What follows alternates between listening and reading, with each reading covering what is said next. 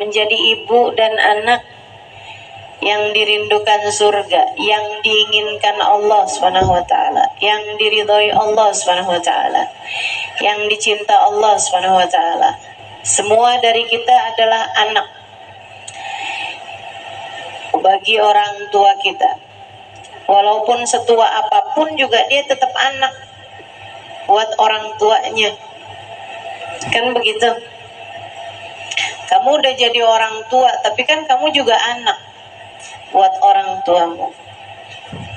Semoga Allah jadikan kita anak-anak yang berbakti pada orang tua kita. Jadi anak-anak yang bisa jadi qurrat ain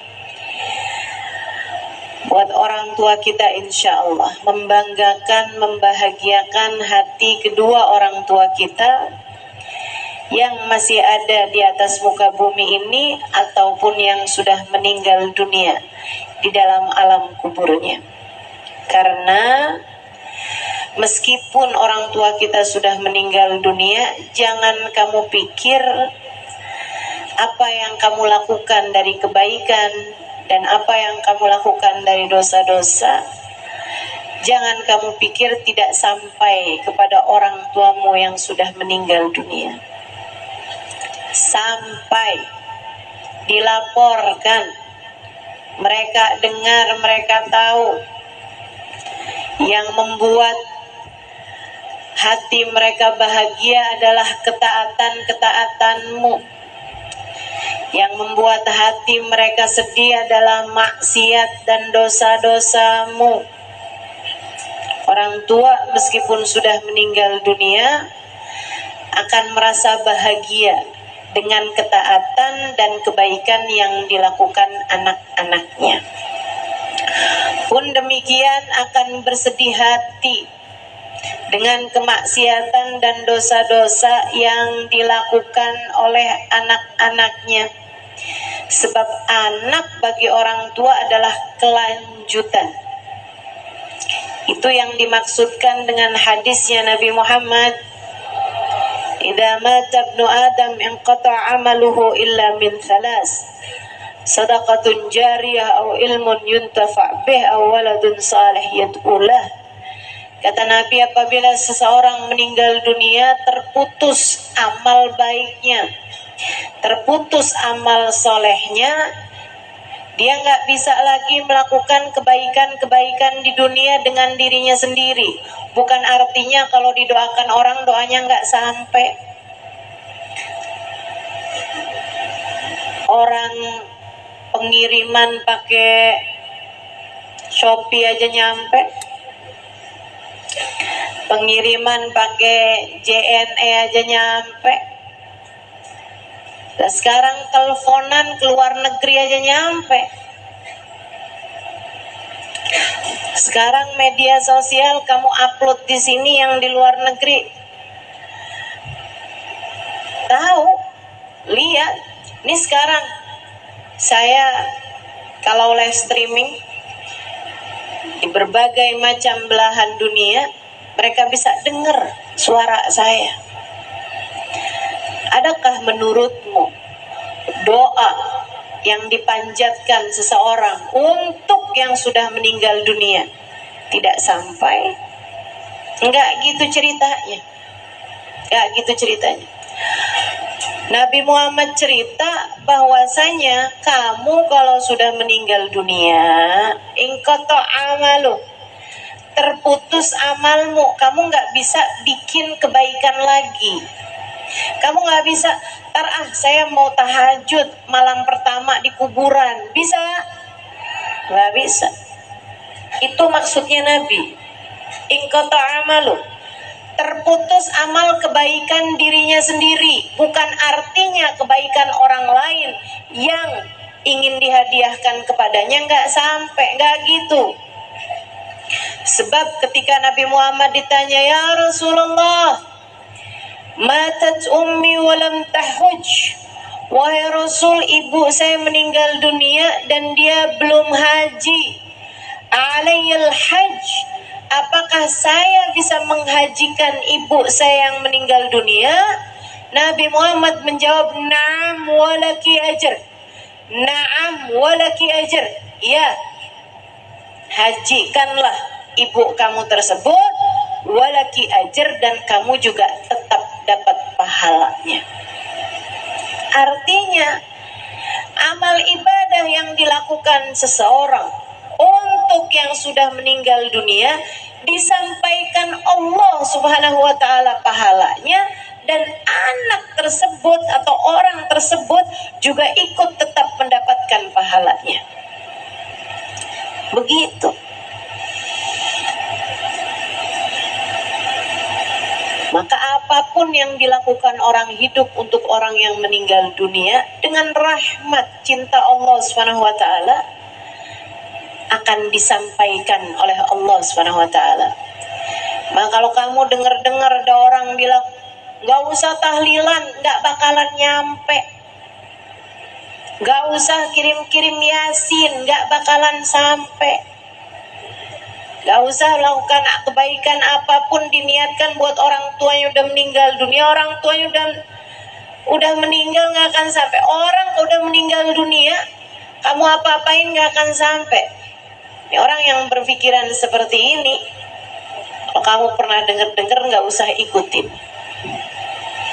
Kenapa gitu? Karena bertentangan dengan banyak sekali hadisnya Nabi besar Muhammad sallallahu alaihi wasallam. Orang kayak gini kalau ditanya, mana dalilnya? Dalilnya yang tadi saya bawain. Idza mata ibnu Adam inqata'a amalu illa min thalath. Kalau ada orang meninggal dunia, terputus amal kebaikannya kecuali dari 3 hal. Nabi nggak sebut tuh tahlilan. Nabi nggak sebut tuh kamu sedekah niatin orang tua, nggak bisa, nggak ada. Orang udah meninggal. Teman-teman, hadis itu tadi menceritakan bahwa orang kalau udah meninggal dunia, dirinya sendiri nggak bisa bikin kebaikan. Dia nggak bisa bikin kebaikan kalau udah meninggal dunia. Saya mau baca Al-Quran, hari pertama saya di dalam kuburan, bisa? Nggak bisa. Kamu udah meninggal dunia, udah nggak bisa lagi bikin kebaikan. Waktumu udah habis. Bikin baik, bikin amal soleh adalah saat masih hidup di atas muka bumi ini. Ini sekarang nih, mau baca sholawat, mau dengerin kajian, masih bisa. Tapi begitu kamu meninggal dunia udah nggak bisa lagi. Ustazah ada arwah gentayangan lah. Tuh kayaknya orang Bogor tuh. Hantunya banyak. Suster ngesot lah. Kuntilanak lah. Pocong lah. Bu, kalau emang ada, nggak bakalan ada perbedaan antara hantu Indonesia sama hantu luar negeri. Ini bedanya banyak banget ya. Hantu Indonesia melas-melas, bajunya rombeng-rombeng, jelek-jelek. Suster bisanya ngesok doang, siang. Pocong bisanya lompat-lompat doang. Hantu luar negeri dong, keren-keren pakai jas. Enggak gitu. Jadi arwah gentayangan nggak ada, ustazah. Mau saya kasih tahu, arwah gentayangan ada apa enggak sih? Saya kasih tahu. Ruh yang bisa berjalan-jalan, berkeliling, itu ada. Ruhnya para nabi, ruhnya para wali. Ruh yang bisa jaulan alal ard, berkelana, keliling-keliling. Dan kabarnya yang paling sering didatangi adalah tempat ibadahnya dulu waktu di dunia. Tempat dia sering mengerjakan ibadah waktu di dunia, itu yang paling sering dia datangi. Itu sebabnya guru saya Hubabah pernah bilang, kita datang ke rumahnya wali, ke kamarnya wali, ke tempat ibadahnya seorang wali, itu lebih banyak berkahnya daripada saat kita berziarah ke makamnya, kata beliau. Kenapa? Karena itu adalah tempat yang paling berkesan indah buat seorang wali tersebut. Dan beliau sering kalau kangen jalan. Bu, sama kayak orang di dunia nih Bu nih, yang bisa jalan-jalan ke luar negeri kan gak semua orang, ya Bu ya. Yang bisa jalan ke luar negeri hanya orang kaya-kayanya aja di dunia ini, bukan begitu? Demikian pula dengan akhirat. Ruh yang bisa keliling, ruh yang bisa jalan, ruh yang bisa berkelana kemana-mana, itu adalah ruh para nabi, itu adalah ruh para wali, hamba-hamba tercinta di sisi Allah, orang-orang kaya, konglomeratnya akhirat. Tapi kalau yang biasa-biasa, enggak. Ruhnya orang biasa-biasa gitu, enggak bisa kemana-mana ruhnya. Ruhnya ada di Iliyin kalau dia orang soleh, ruhnya ada di Sijin kalau dia orang yang tidak soleh. Kalau dia lagi disiksa, boro-boro jalan-jalan, matinya bunuh diri, jadi rohnya gentayangan, boro-boro Bu.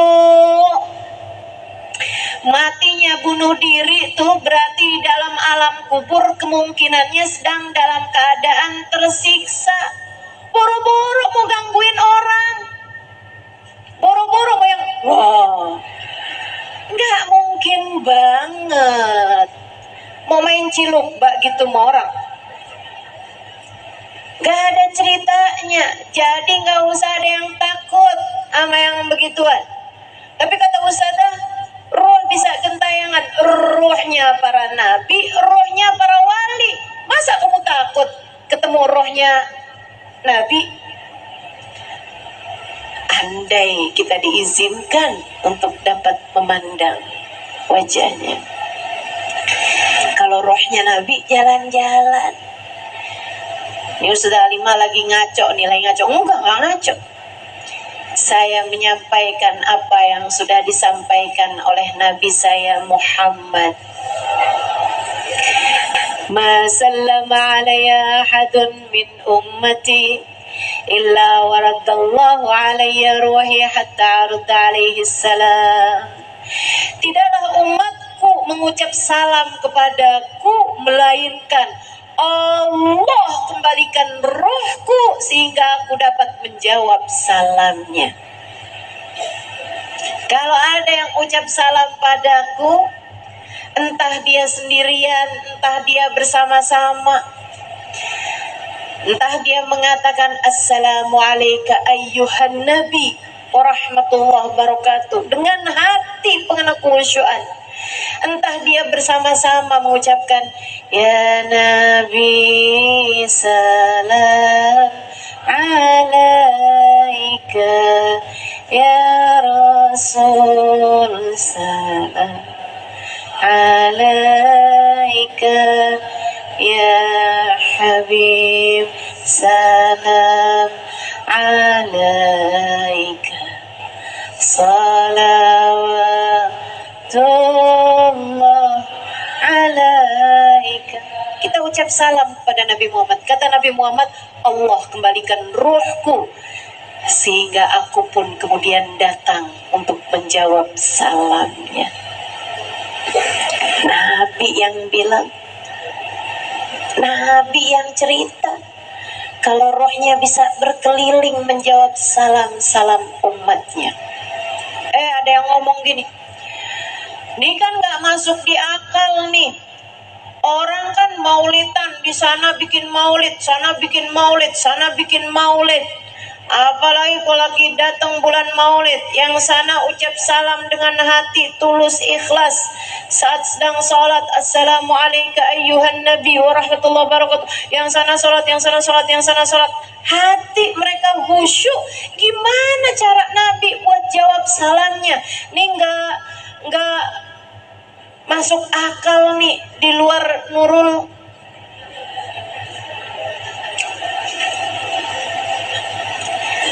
Sehingga sekalian yang saya muliakan, para ulama menjawab, bukan jawaban saya.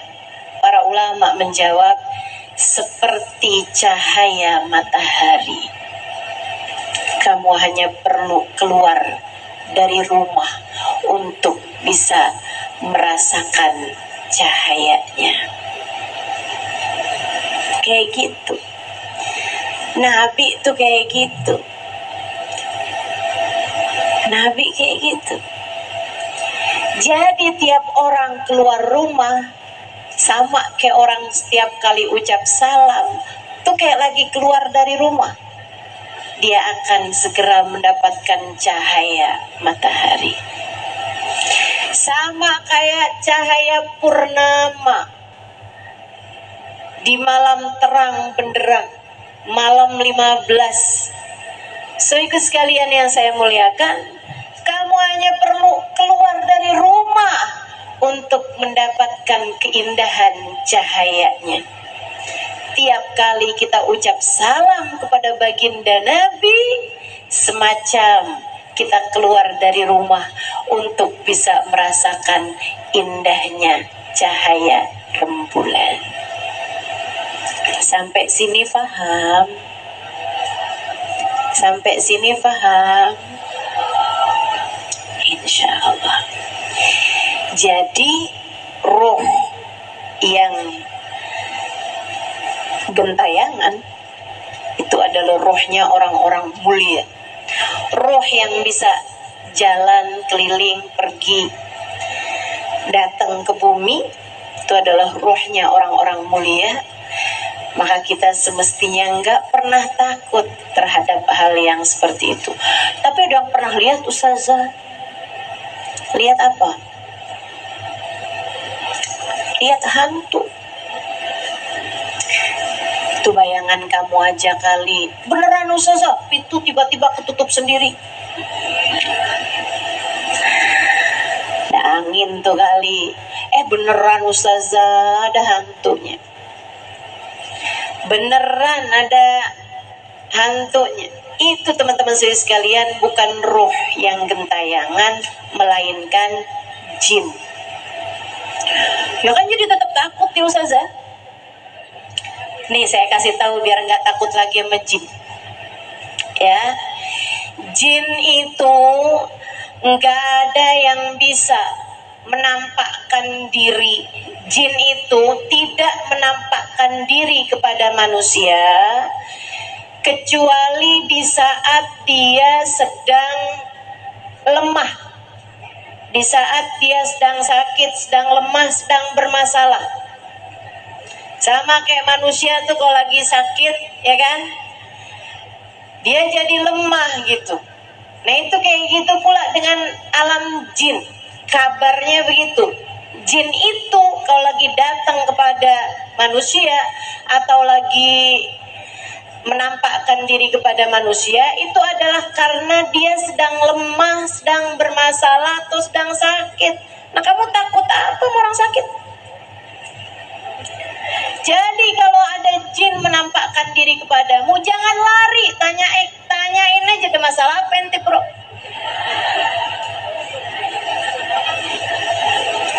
Tanyain. Perempuan Ustazah, ada masalah apa Jem? Sis, udah gak usah takut. Takut cukup sama Allah. Ini lagi bahas ibu dan anak yang dirindukan surga. Kenapa sampai ke suster ngesot segala ini ya. Baik, jadi teman-teman sekalian, kalau kita meninggal dunia, amal kita terputus kecuali dari 3 hal. Salah satunya adalah dari anak soleh. Makanya kenapa secara khusus disebutkan anak soleh? Karena hanya anak soleh yang akan menjalankan taat dan mendoakan orang tuanya. Hanya anak soleh yang akan mengirimkan pahala-pahala kebaikannya kepada orang tuanya. Semoga kita menjadi anak-anak soleh. Amin ya Rabbal Alamin. Maka berbaktilah kepada orang tuamu hidup ataupun mati. Saat mereka hidup berusaha untuk membahagiakan. Saat mereka hidup berusaha untuk memberi perhatian. Saat mereka hidup kita berusaha untuk selalu mendoakan. Ketika mereka meninggal dunia, saatnya kita untuk mengirimkan pahala-pahala kebaikan kita kepada mereka. Saatnya kita untuk selalu mendoakan mereka dan memintakan doa dari orang-orang soleh-solehah untuk mereka. Kirimin Fatihah tiap habis sholat. Kalau bisa kirimin Yasin tiap hari. Itu pesan umi saya dari sejak saya kecil. Karena biar gede gini nih, saya pernah kecil juga. Kecil segini. Kecil. Waktu saya SD saya ingat banget tuh. Saya lagi di dapur sama umi saya, sudah kami melihat ada bupati habis ngawinin anaknya diarak. Lewat di depan rumah kami, rame banget. Riah sekali, pakai drum band segala macam. Saya di dapur bilang mami saya, Mi doain ya Mi, biar saya nanti kalau besar jadi orang kaya, saya akan bikinin pesta yang meriah buat Umi. Umi saya bilang, aduh nah, Umi tuh males kondangan. Saya bilang kalau gitu doain biar saya kaya raya, jadi saya bisa bikinin buat Umi rumah yang besar. Umi saya bilang, rumah kalau besar-besar capek nyapunya. Agak susah disenangkan ini ya, wanita yang tidak cinta terhadap dunia. Itu yang saya dapati dari Umi saya. Mudah-mudahan anaknya bisa nyontohin.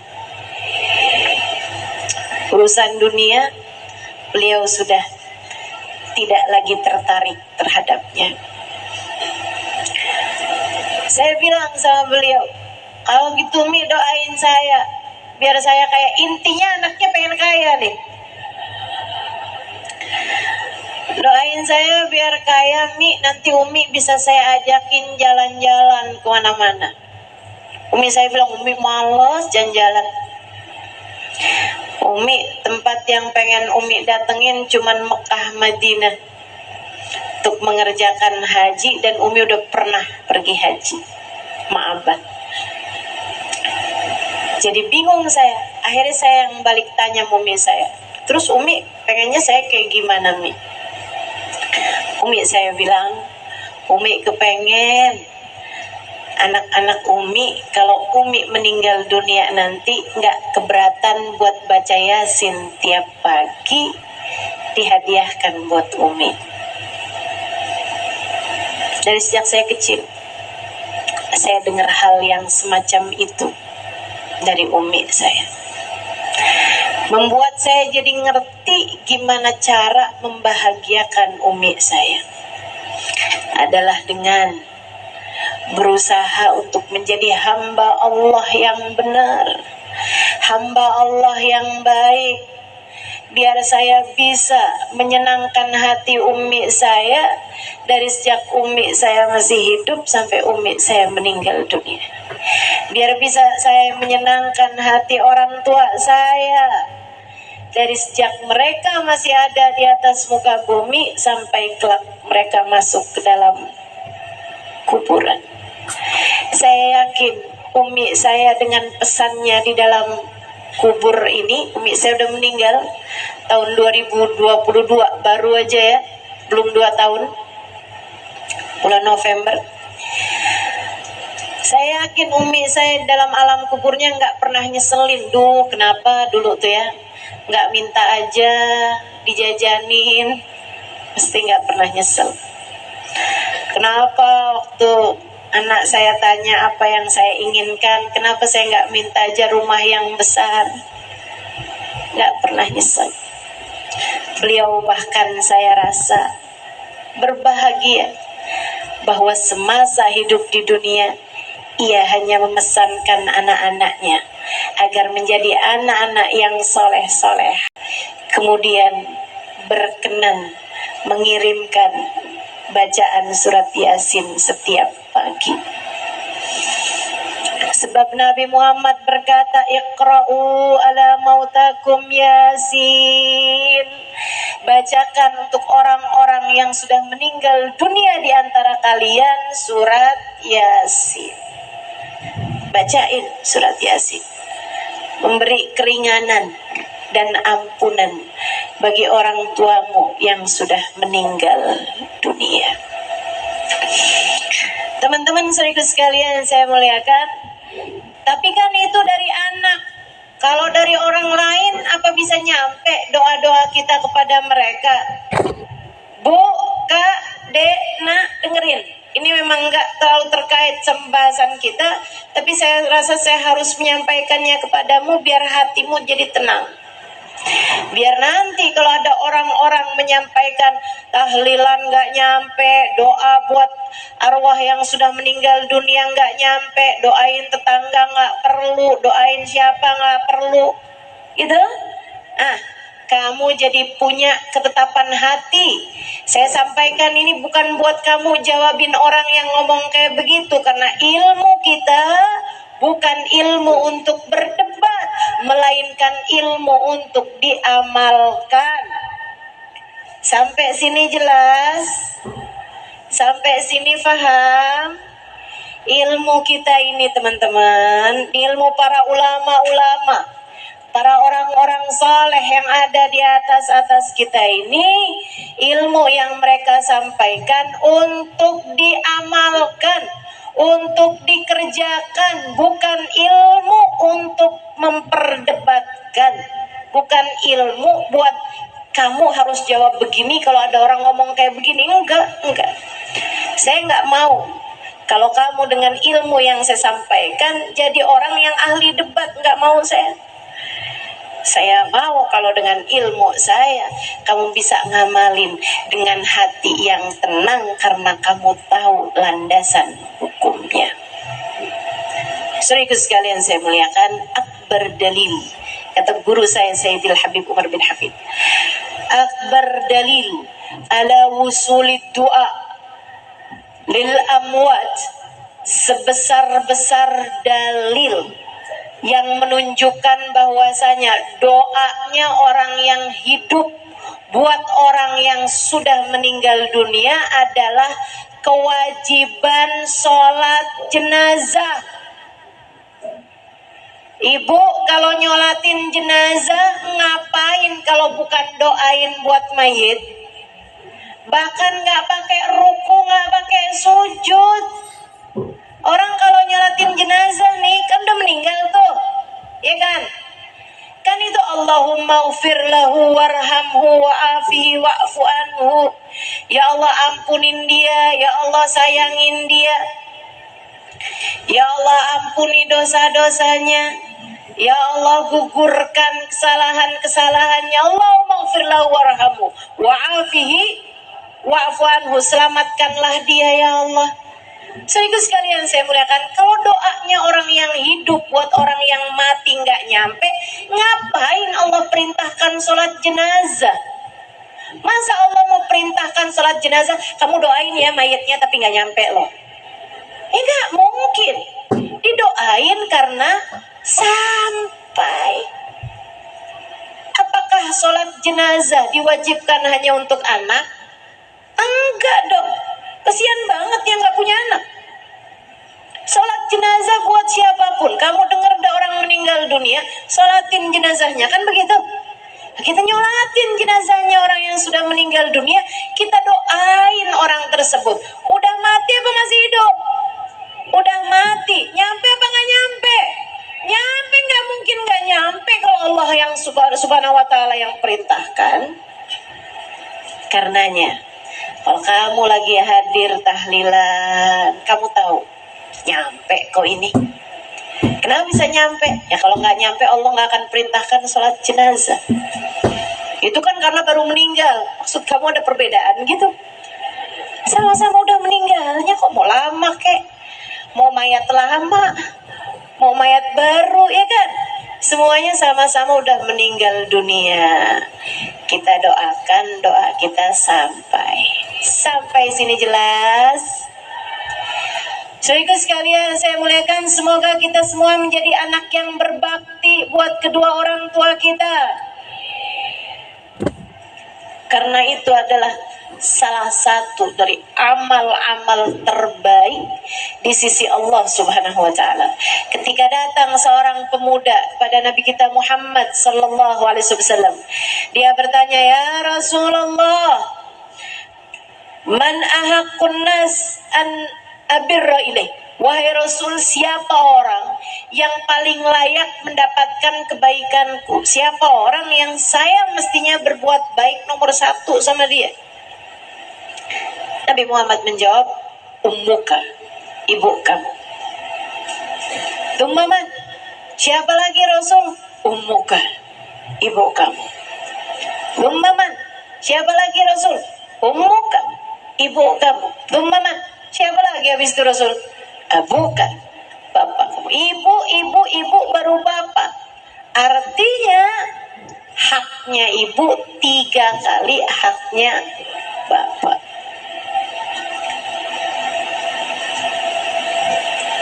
Bagi laki-laki, kewajiban nomor 1 adalah kepada ibunya, bukan kepada istrinya. Yang jadi istri, jangan suka halangin suamimu untuk berbakti kepada ibunya. Penting saya sampaikan, para istri, para mertua, dengerin saya. Para istri, dengerin saya. Para mertua juga dengerin saya. Yang gak jadi istri, gak jadi mertua, gak usah dengerin Ustazah. Denger juga, kali-kali kan ternikah, ya kan? Jangan halangi suamimu berbakti kepada orang tuanya. Tapi Ustazah, suami saya tuh Ustazah, ibunya mulu. Dia sampai kurang-kurang sama saya. Enggak kurang-kurang sama kamu. Anak yang mengerti berbakti kepada ibunya, anak yang soleh. Anak yang soleh tidak akan menelantarkan keluarganya. Tenang. Kalau kamu bisa mendukung suamimu, support suamimu, mendorong suamimu untuk berbakti kepada ibunya, nanti anak-anak kamu Allah jadikan berbakti padamu. Tenang. Tapi saya nggak ada anak Ustazah. Tenang. Allah Subhanahu wa ta'ala akan jadikan orang-orang di sekelilingmu bisa menyenangkan hatimu. Nggak ada yang kurang, Dek, Mbak, Kak, Bu, nggak ada yang kurang. Ketika anak berbakti kepada ibunya, nggak akan ada yang berkurang dari kebaikan-kebaikannya kepada dirimu sebagai istrinya. Jangan biarkan setan mengelabuhimu. Jangan biarkan setan mengelabuhimu. Ibunya aja yang dipikirin. Dia sampai telantarkan keluarganya. Ibu mulu. Jangan. Setan. Enggak, jangan ikutin setan. Kamu adalah muslimah. Kamu faham betul bagaimana Allah Subhanahu wa ta'ala membuat aturan-aturan dalam kehidupan, dan itu adalah yang terbaik. Dengar. Malah kalau kamu lihat, kok suami saya nggak pernah ngasih ibunya ya? Kok suami saya kurang sopan, kurang santun kepada ibunya ya? Nasehatin, bilangin, hidup tuh berkah kalau kamu lebih baik kepada ibumu. Ingat aja pesan Nabi. Ketika datang seorang pemuda, ya Rasulullah, inni uridu an ujahid ma'ak fi sabilillah. Wahai Rasul, saya kepengen banget berangkat ikut pergi perang bersamamu di medan juang. Akan tetapi wahai Rasul, ibu saya sedang sakit di rumah, gak ada yang jagain selain saya. Wahai Rasul, apa yang harus saya lakukan? Nabi gak bilang, kalau gitu kalau kamu punya uang, minta orang lain buat jagain, kamu bayar. Enggak gitu. Nabi gak bilang misalnya, kalau gitu buruan kamu nikah, istri kamu tuh minta dia buat jagain ibu kamu, kamunya jihad aja fisabilillah. Enggak gitu.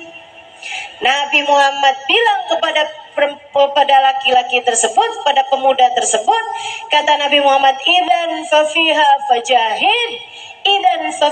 fajahid. Kalau begitu terhadap ibumu, silahkan kamu berjihad, silahkan kamu berjuang, silahkan kamu berbuat baik, pahalanya jihad fisabilillah. Ibu kamu urusin, pahalanya jihad fisabilillah. Para istri udah dengar? Lemes banget suaranya ya? Nggak enak buat kamu? Nggak enak buat kamu? Enak, iya. Dah, gitu. Jangan halangi suamimu untuk berbakti kepada orang tuanya, ibunya terutama. Biarkan dia menjadi anak yang berbakti kepada ibunya. Dan buat para mertua, ini belum nih, jangan mertuanya jadi kayak berasa gue dapet modal nih, tinggal bilang aja, ntar kalau mantu perempuan saya repot-repot, rewel-rewel, saya setelin aja dah kaset ustazah. Yang bagian ini nih saya potong, saya dengerin, ibumu. Enggak gitu. Ibu mertua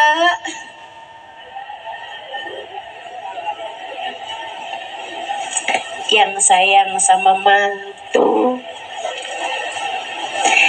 yang sayang sama menantu, perempuan yang menikah dengan anakmu, di rumahnya ia sangat disayangi sama bapaknya, di rumahnya ia sangat dimanjakan oleh orang tuanya, di rumahnya jadi kesayangan orang tuanya. Orang tua mana yang gak sayang sama anaknya? Orang tua mana yang gak sayang? Bapak terutama, bapak mana yang gak sayang sama anak perempuannya? Luar biasa. Laki-laki itu, Bu, kalau istrinya hamil, kepengennya punya anak laki-laki. Tapi kalau udah lahir, senangnya sama anak perempuan.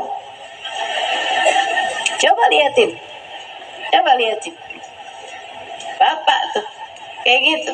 Kalau lagi hamil, mudah-mudahan laki-laki. Begitu lahir, anak saya yang perempuan mana? Gitu.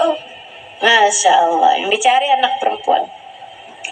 Karena memang Allah jadikan cintanya bapak kepada anak perempuannya luar biasa. Buat anak perempuan, bapaknya adalah cinta pertamanya. Karenanya nih, Ada anak perempuan dibawa sama anak laki-lakimu untuk tinggal bersama dengannya, ngurusin dia, memperhatikan bagaimana kehidupannya, bagaimana kesenangannya, bagaimana kebahagiaannya. Gimana kamu gak sayang coba? Anak laki-lakimu kamu urusin betul, tapi sekarang udah ada perempuan lain yang juga ikut ngurusin anak laki-lakimu tersebut. Kamu gak sayang sama dia? Apalagi kalau dari anak perempuan tersebut kemudian melahirkan cucu-cucumu yang begitu kamu sayangi, yang begitu kamu cintai. Bu, perempuan itu sayang sama anak, tapi lebih sayang lagi sama cucu. Yang setuju? Yang setuju boleh angkat tangan. Nih, nenek-nenek nih, yang sayang sama cucunya. Emang beda, sama anak kita sayang, tapi sama cucu luar biasa, luar biasa. Perempuan itu telah melahirkan cucu-cucumu ke atas muka bumi ini. Gimana kamu gak sayang sama dia? Gimana kamu gak cinta sama dia? Sayangin, cintain. Jangan kamu ngelihatnya gara-gara dia nih transferan anak saya berkurang. Astagfirullah. Kamu ibu apa preman? Kenapa jadi tukang palak begitu sama anak? Gara-gara dia nih perhatian anak saya jadinya berkurang. Astagfirullah, Bu. Gara-gara dia nih anak saya gak lagi terlalu mengurusi saya. Bu, ingat, ingat, cukup Allah yang ngurusin urusan kita. Gak usah bersandar berharap dari manusia. Jangan pernah berpikir kenapa dia gak ngurusin saya, kenapa gak dia perhatian sama saya. Cukup dengan kamu berusaha untuk menyayangi semua orang. Cukup dengan kamu berusaha untuk memberi perhatian kepada anak, mantu, cucu, dan orang-orang yang kamu sayang. Sampai sini paham? Gak kurang-kurang. Insya Allah kebaikan yang akan Allah berikan kepada dirimu. Jangan jadi mertua yang membuat anak kebingungan harus pilih ibu atau istri. Jangan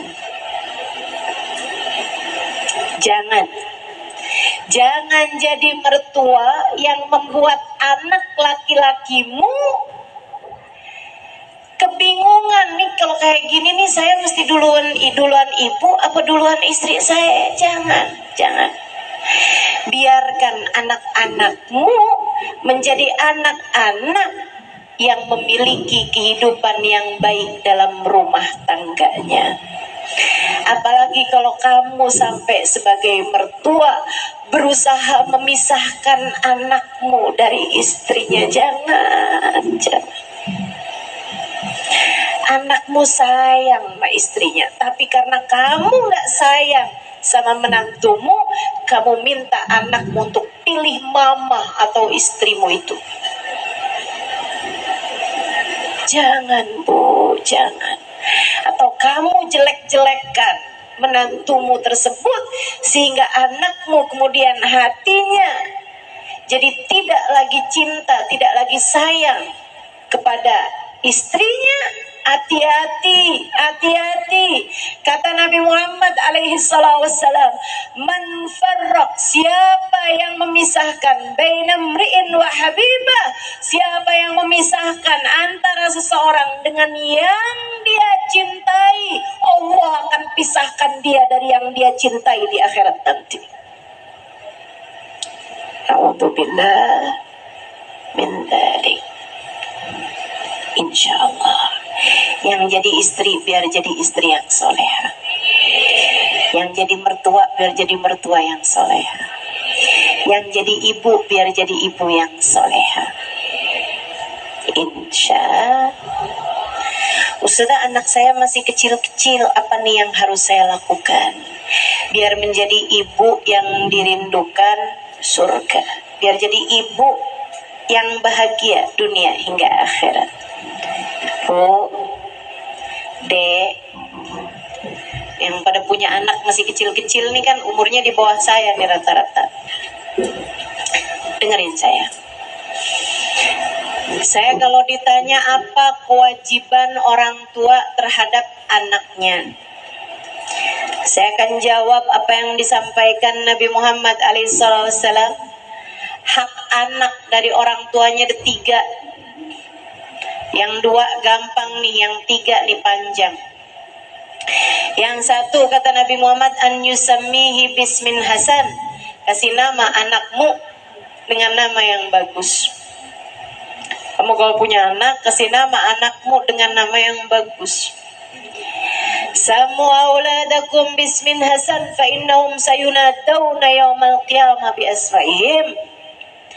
Kasih nama anakmu dengan nama yang bagus-bagus, kelak di hari akhirat mereka akan dipanggil sesuai dengan namanya masing-masing. Kalau punya nama yang jelek bakalan malu di akhiratnya. Kasih nama yang bagus. Nama yang bagus itu yang kayak gimana? Tafaulan atau tabarrukan. Itu unsurnya. Tafaul, nama yang artinya bagus. Dengan bahasa apapun, nggak harus pakai bahasa Arab. Kalau bahasa Arab misalnya, anak perempuan dikasih nama Faizah, artinya perempuan yang beruntung, perempuan yang beruntung, yang sukses.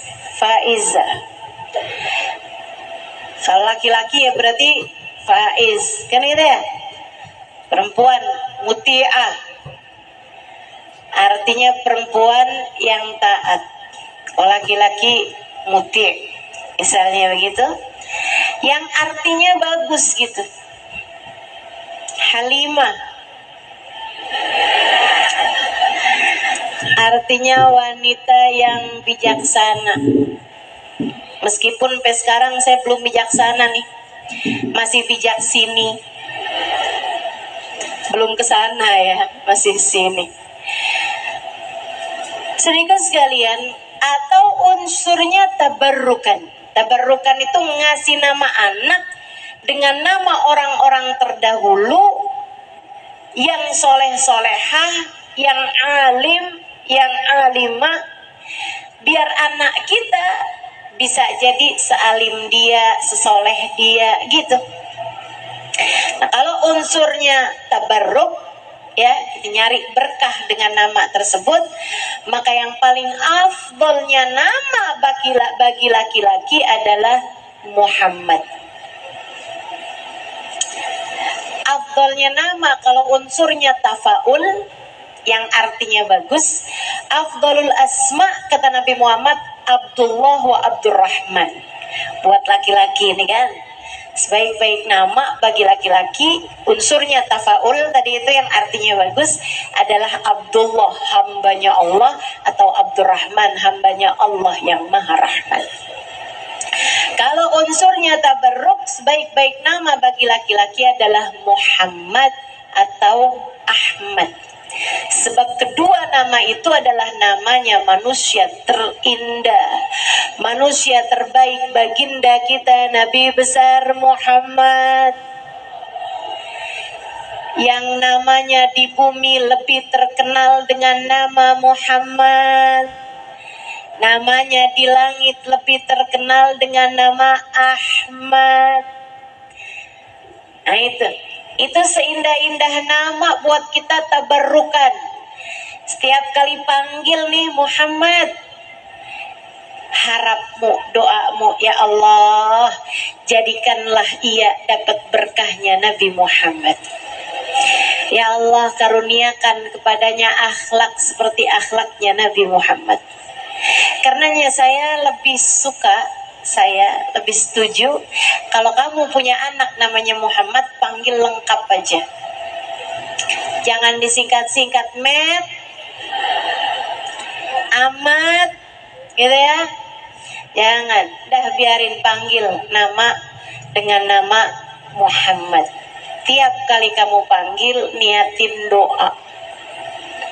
Sebab Allah sayang secara otomatis pada anak-anak yang namanya Muhammad. Lebih mudah disayang sama Allah karena namanya sama nama kekasihnya. Itu sebabnya Nabi Muhammad bilang, "Sammu auladakum bismi wala tadribu." Kasih nama anakmu dengan nama Muhammad, dengan namaku, kata Nabi Muhammad, dan jangan pukul dia. Kenapa gitu? Kamu pukul, anakmu sakit, Allah juga akan kesal, marah kepadamu. Kenapa kamu pukul seseorang yang namanya sama dengan nama kekasihku? Meskipun anak lain juga bukan berarti boleh dipukul. Saya nggak mau kasih nama anak Muhammad. Kenapa nggak boleh mukul? Kasih nama yang lain aja dah, biar saya tetap boleh mukul dia. Astagfirullah. Artinya bukan hanya mukul juga ya Bu ya. Oh, kata Nabi nggak boleh dipukul, kalau gitu jewer aja dah. Nggak boleh juga, nggak boleh sakiti dia gitu. Sama dengan anak-anak yang lain juga nggak boleh nyakitin. Insya diamalin. Sammu auladakum bismin hasan. Itu yang pertama. Wajibanmu kasih nama anak dengan nama yang bagus-bagus. Kemudian yang kedua, kata Nabi Muhammad alaihi salatu wassalam, adalah diakekahin. Punya anak, akekahkan anakmu, Bu. Kalau anak laki-laki, sembelihkan 2 ekor kambing. Kalau anak perempuan, sembelihkan 1 ekor kambing. Kenapa begitu Ustazah? Ya emang gitu aturannya. Aturan dari baginda kita Nabi besar Muhammad. Aturan dari Allah Subhanahu wa ta'ala, Jalla Jalaluhu wa ta'ala azamatuh. Sembelihkan buat anak laki-lakimu 2 ekor kambing, sembelihkan buat anak perempuanmu 1 ekor kambing. Diakekahkan. Ibu sekalian, ada hadisnya Nabi Muhammad, semua anak tergadai dengan akekahnya. Anak tergadai sampai dibayarkan akekahnya. Sampai kamu sembelihkan. Ustazah boleh nggak gini Ustazah? Saya liatin nih harga kambing nih sekarang. Oh, 3 juta. Saya sedekahkan Ustazah buat orang-orang yang ada di Palestina. Nggak bisa. Nggak bisa. Kamu sedekahkan buat siapa-siapa boleh. Akan tetapi gantinya akekah, kamu ganti dengan sedekah, nggak boleh. Boleh nggak Ustazah? Ini orang di kampung saya nih pada nggak suka kambing. Boleh nggak saya beliin beras aja biar lebih manfaat? Nggak boleh. Sebagai akekah harus kamu sembelihkan kambing 2 ekor bagi anak laki-laki, 1 ekor bagi anak perempuan. Kenapa? Dengerin saya. Kenapa harus sembelihkan binatang buat anakmu? Bu, sebab kamu harus menyembelih sifat kebinatangan dari diri anak-anakmu. Aturan Allah. Beberapa waktu yang lalu saya dengar seorang psikolog anak, Dr. Aisyah Dahlan, cerita begini nih. Ada tuh di YouTube, silahkan didengarkan. Ilmu tuh. Kata beliau, saya ini jadi psikolog udah lama. Orang curhat segala macam curhatan dari zaman tahun kapan tahun. Ngadepin permasalahan anak-anak, remaja-remaja. Banyak banget ibu-ibu curhat. Dia bilang itu dibagi 2 tuh. Anak bandel tuh dibagi 2. Ada yang gampang penanganannya, ada yang sulit penanganannya. Ada yang gampang gitu, nasehatin, diiniin, diituin, ibunya kalimatnya bijak, kalimat yang lemah lembut ini itu bisa gitu, jadi bagus anaknya. Tapi ada juga yang susah, bandel, dibeginiin, dibegituin, tetap aja bandel dengan kebandelan yang luar biasa, mengikuti hawa nafsunya luar biasa, susah penanganannya. Beliau bilang, kalau ada anak susah penanganannya, saya biasanya akan tanya kepada ibunya, anakmu udah diakekah apa belum? Semua jawabannya belum diakekah. Kenapa anak kalau belum diakekah bandel? Karena sifat kebinatangan dari anak tersebut masih sangat menonjol baginya. Kamu belum sembelih kebinatangannya. Coba diingat-ingat, anakmu yang bandel-bandel udah diakekah apa belum? Belum ustazah, belum mampu. Nabung. Gak apa-apa bu, buat anak kamu. Masa gak mau nabung? Buat anak biar jadi soleh, biar jadi soleha. Masa kamu gak mau nabung? Nabung. Bismillah. Niatnya mau bisa akekahin anak, insya Allah Allah bantuin. Insya Allah Allah bantuin. Ibu ya, selisihin tuh. Yang biasanya buat beli cendol, tuh kan? Sisihin sedikit, nggak apa-apa. Niat dulu aja. Saya kepengen bisa akekahin anak saya. Tapi anak saya udah besar, sudah nggak apa-apa. Sampai seumur hidupnya kamu masih tetap bisa mengakekahkan anaknya, meskipun kalau dia udah dewasa, udah kerja gitu kan, nah itu dia boleh mengakekahkan dirinya sendiri. Termasuk ibu-ibu, lihat dirimu tuh bu. Iya ustazah, saya bandel nggak selesai-selesai. Kayaknya kamu perlu diakekah. Ya, coba tanyain tuh sama ibu bapak kamu. Bu, saya diakekahin apa belum sih bu? Gituin. Kenapa soalnya? Saya kok demen banget ngajak orang bertengkar. Sifat kebinatangan, suka nanduk-nanduk nih ya. Suka nyeruduk-nyeruduk gitu sama orang. Nah, tuh bisa jadi karena kita belum diakekahin. Ustazah, suami saya bandel banget dah. Kayak perlu diakekahin tuh. Begitu ya, itu kewajiban orang tua yang nomor 2. Yang ketiga, yang paling panjang, anturabi an yurabi bitarbiyatin hasanah. Dididik dengan didikan yang baik. Gimana caranya didik anak dengan didikan yang baik? Saya kalau ditanya, saya Alim terus kalau ditanya, ustazah, gimana cara didik anak atau apa yang harus dilakukan orang tua nih kepada anaknya? Satu aja bu, dengerin saya. Kewajibanmu sebagai ibu kepada anakmu adalah mengenalkan kepada anakmu cintanya Allah dan Rasulnya lewat cinta dan kasih sayangmu kepada mereka.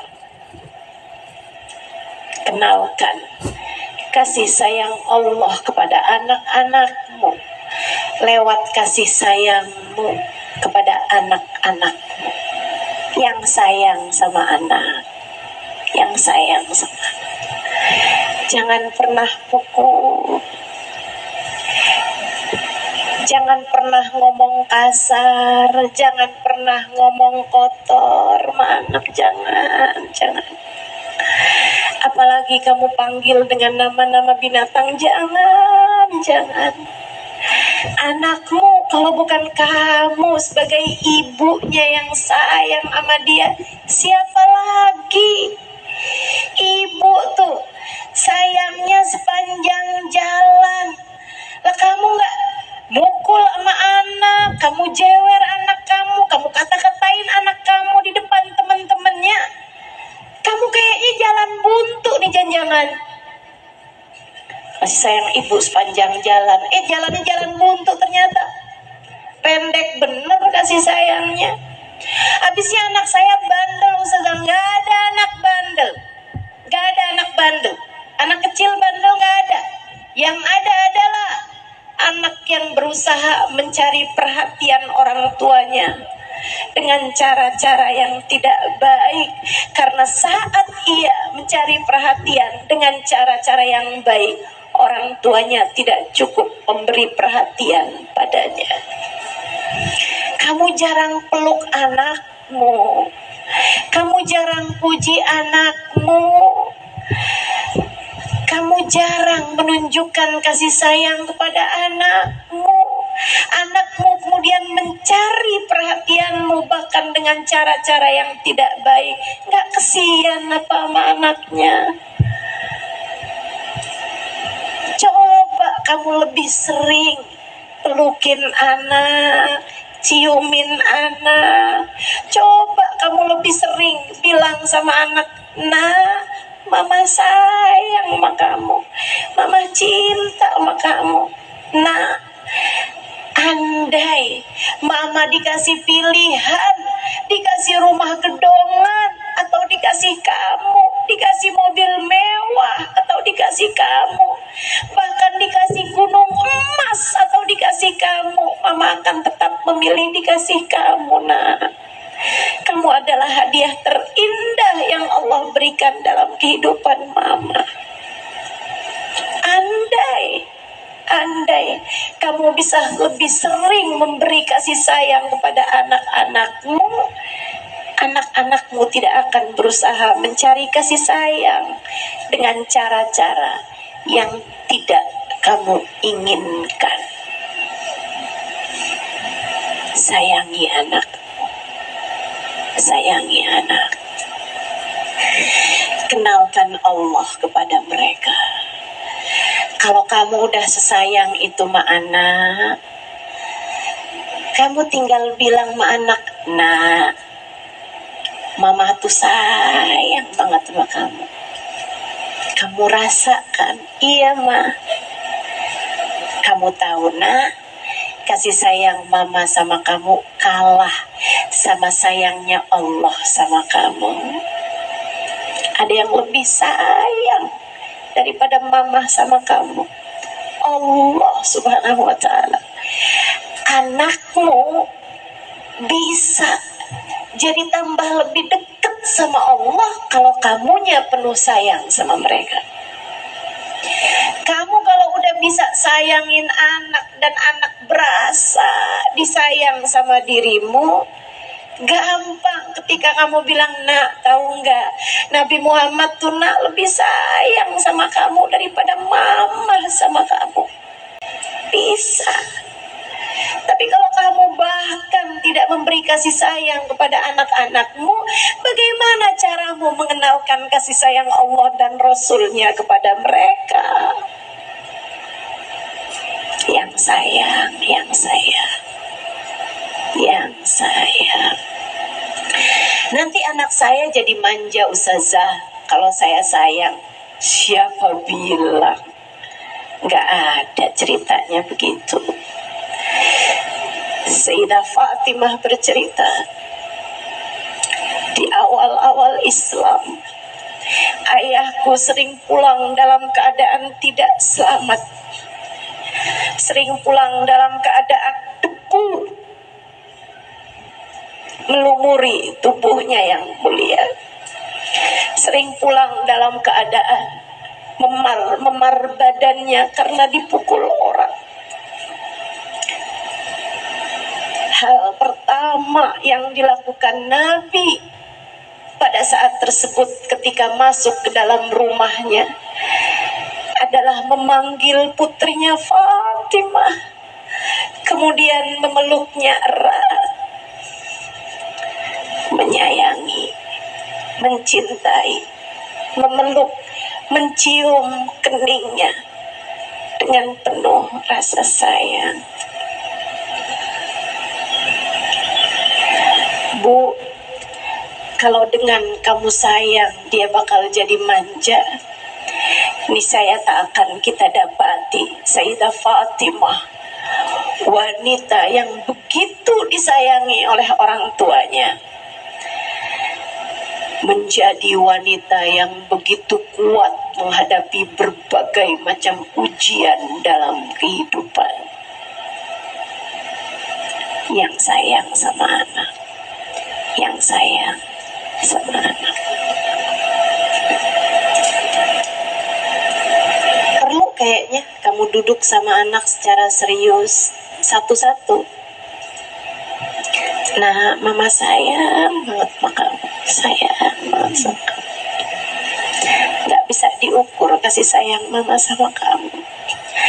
Maafin mama ya nak, kemarin-kemarin kadang cubit kamu, kadang jewer kamu, kadang mama marah-marah ngomel-ngomel sama kamu, kadang mama ngomongnya kasar sama kamu. Maaf ya nak, mama suka gak sabar, maaf ya sayang, maaf, maafin mama,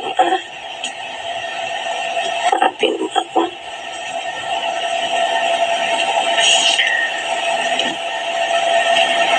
Kamu yang sabar ya nak sama mama. Mama akan belajar, mama akan belajar buat lebih lembut sama kamu. Mama akan belajar buat lebih bisa jaga omongan mama sama kamu. Sebab mama sayang sama kamu. Mama kepengen kita bisa bersama-sama sampai surga. Sampaikan sama anak-anakmu. Ya, bismillah. Tuh, jadi anak yang dirindukan surga, jadi ibu yang dirindukan surga.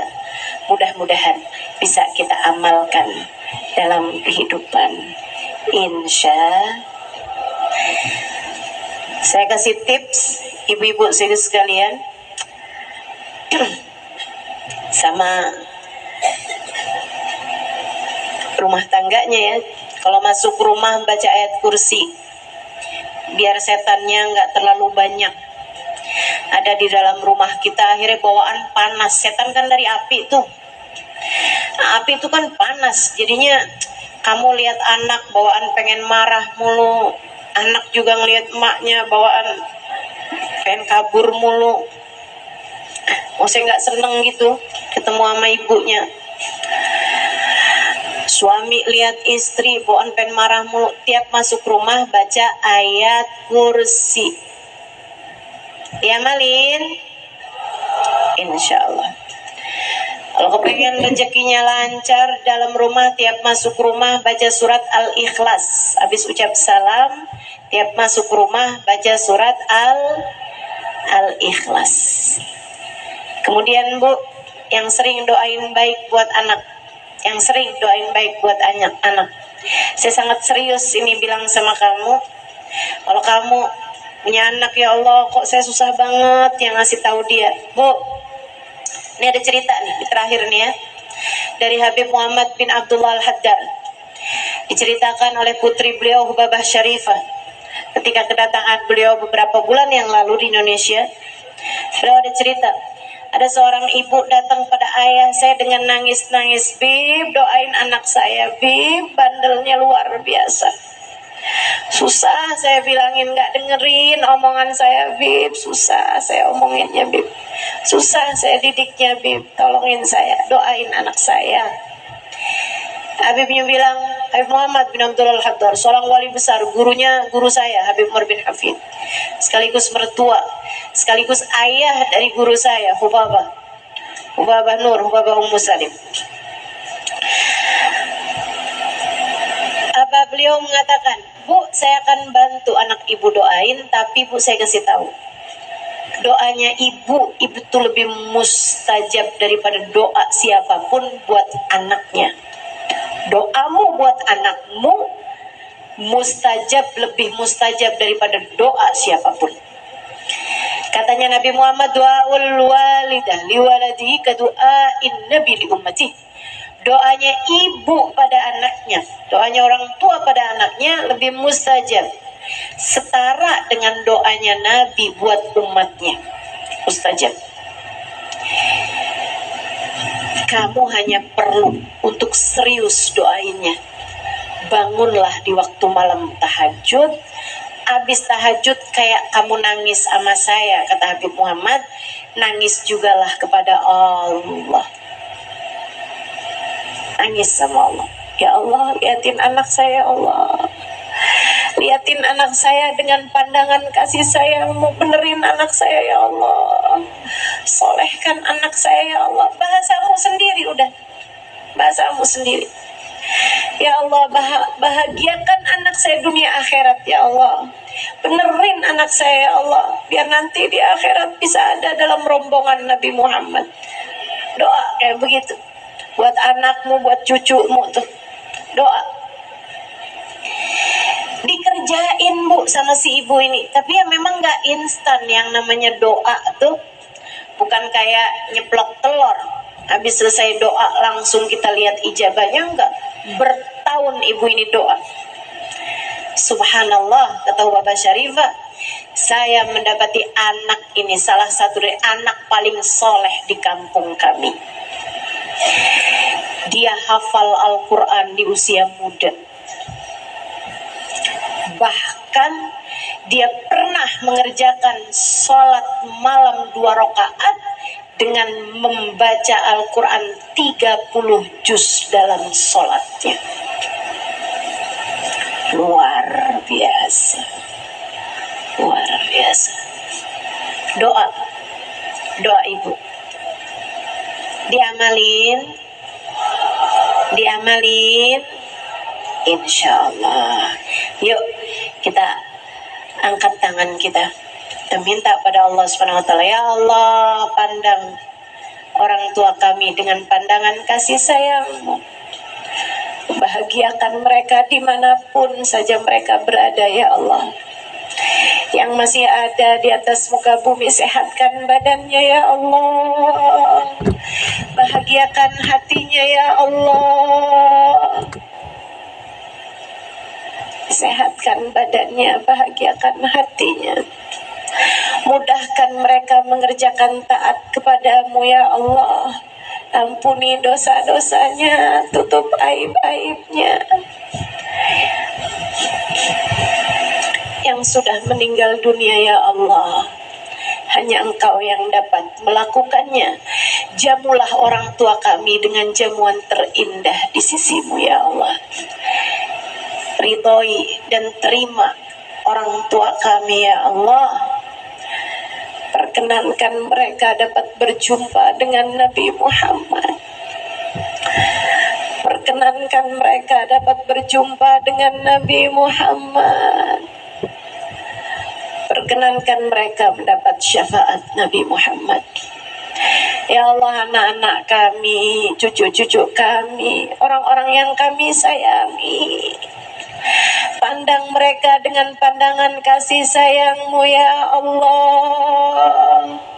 Ponakan-ponakan kami, lihat mereka dengan pandangan kasih sayang-Mu, ya Allah. Didik mereka dengan seindah-indah didikan dari-Mu, ya Allah.